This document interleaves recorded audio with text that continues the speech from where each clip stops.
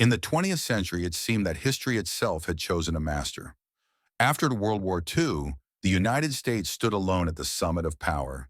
Its economy made up half of global GDP, its navy ruled every ocean, its movies conquered the imagination of billions, and the dollar became the bloodstream of the world economy. America wasn't just a country, it was an idea. Freedom, opportunity, the American dream. Journalist Henry Luce called it the American century, and for decades nobody doubted that title. But every summit hides a slope. Empires don't collapse overnight, they fade. And in the 21st century, the U.S. began to face a truth it hadn't known before. Its dominance was no longer automatic.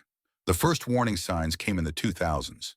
The 9/11 attacks gave Washington moral license to wage its war on terror. But those wars marked the beginning of decline. Iraq, Afghanistan, Libya, trillions of dollars, tens of thousands of lives, and no clear victories. The Arab Center, Washington, D.C. concluded bluntly, the United States has struggled to find a clear strategy. American influence in the Middle East is declining. The U.S. no longer knew why it was fighting. It was battling ghosts of its own past. Meanwhile, faith in American infallibility eroded. Europe began to talk about strategic autonomy. Middle Eastern allies signed deals with Moscow and Beijing. Even at home, Americans were asking, why are we still at war? American power once rested on three pillars: economy, technology, and belief in its own exceptionalism. Today, each of those pillars is cracked. The economy, national debt above $35 trillion, industry hollowed out, the middle class shrinking. Hudson Institute warns, the key foundations of American power have eroded. The decline of education, deindustrialization, the collapse of public trust. Technology, still strong, but no longer unrivaled. China leads in 5G, solar panels, and electric batteries, and is catching up fast in artificial intelligence. Belief, according to Pew Research Center, nearly half of Americans say their country's influence is weakening. That's not propaganda, that's a mirror. Politically, the system is paralyzed. Two parties live in two different realities, Fox News versus CNN. Each election feels like the end of the world. The idea of one nation under God is dissolving into a storm of identities. Empires built on consensus cannot survive without it. This is not a crisis of leadership. It's a crisis of purpose. While the U.S. fought terrorists, the rest of the world was building highways, factories, and data centers. America wrote the rules, and others learned to play the game better. China, India, Brazil, Southeast Asia. They all rose on the foundations of U.S.-led globalization. Now they're rewriting it. China has a plan. As the Brookings Institution notes, China has pursued a grand strategy to displace American order. Russia has another approach, not to build a new system, but to break the old one. The Council on Foreign Relations, CFR, observes, China and Russia's power and influence in Africa have surged, often at the United States' expense. In Africa, Latin America, and the Middle East, U.S. hegemony is no longer taken for granted. Chinese engineers build the railways, Brazilian firms the factories, and Beijing, not Washington, mediates between Iran and Saudi Arabia. The world America once managed has become self-aware and self-sufficient. China's strategy is elegant and ruthless. Where America ruled the seas and the dollar, China rules infrastructure and networks. The Belt and Road Initiative now spans over 150 countries. It's not foreign aid. It's an infrastructure web of ports, pipelines, and digital cables that tie economies to Beijing through debt and data. China doesn't export democracy.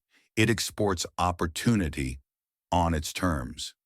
This is the empire of credit, logistics, and surveillance.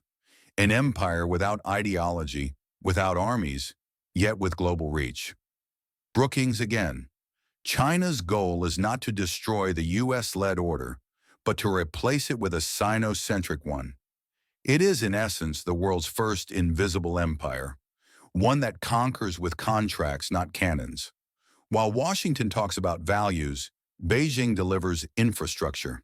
And in geopolitics, concrete often beats rhetoric. Russia plays the spoiler, challenging Western dominance where it feels weakest, in energy, diplomacy, and raw power. It doesn't need to win, it just needs to prove that the West can lose. Moscow and Beijing have formed a tactical symbiosis. Russia provides resources and military leverage. China provides technology and capital. Together, they create an alternative pole of gravity. India, meanwhile, walks its own line. It partners with the U.S., buys oil from Russia, and expands BRICS all at once.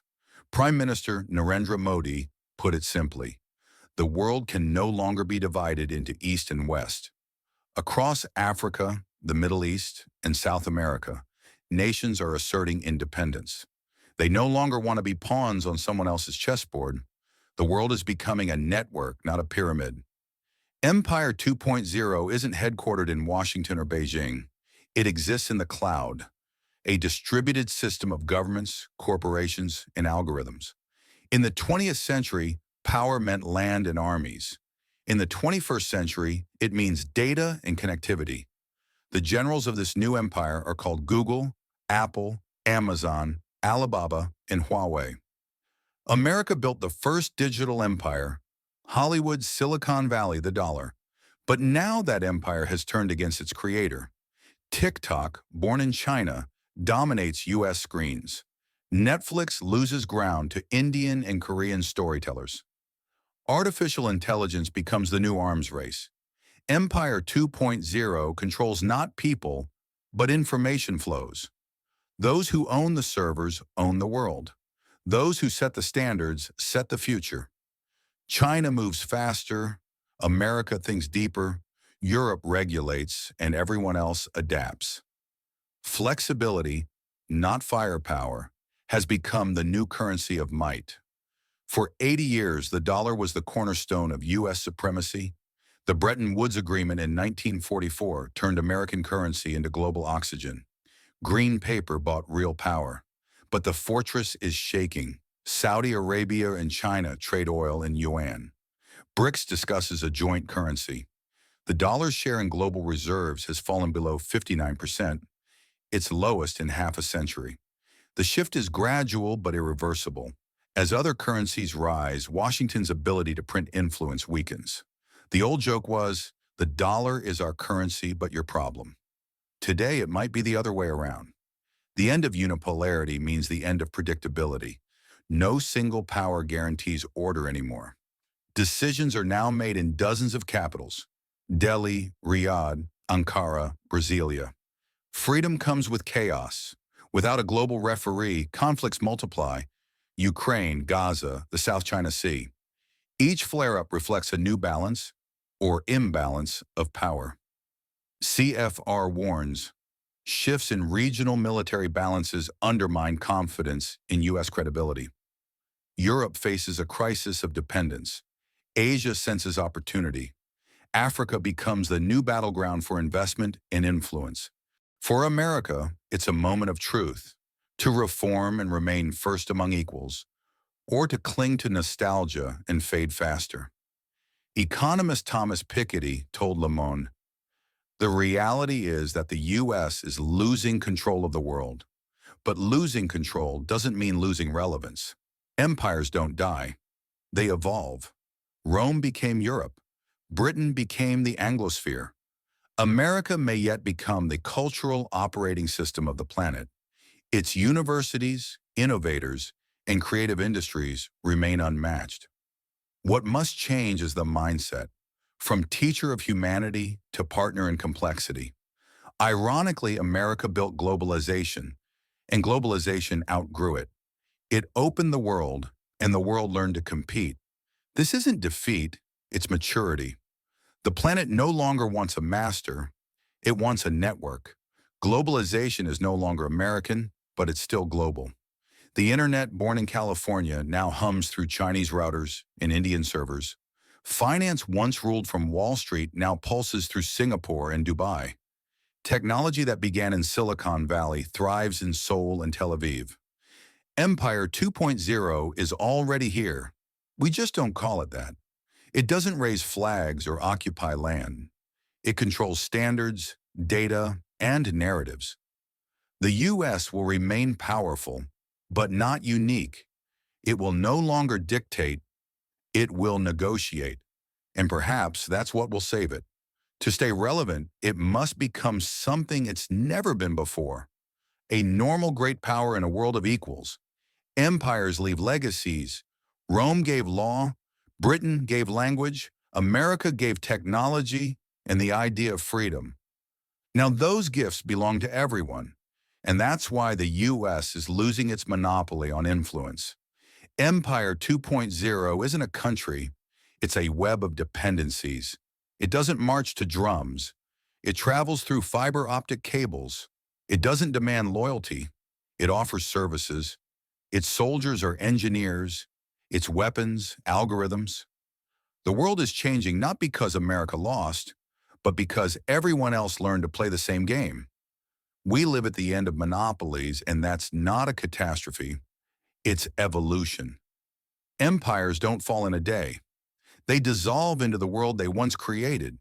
If you listen closely, you can hear one era exhale as another takes its first breath. Empire 2.0 is already here. The question is not who will rule it, but whether we'll understand the rules in time.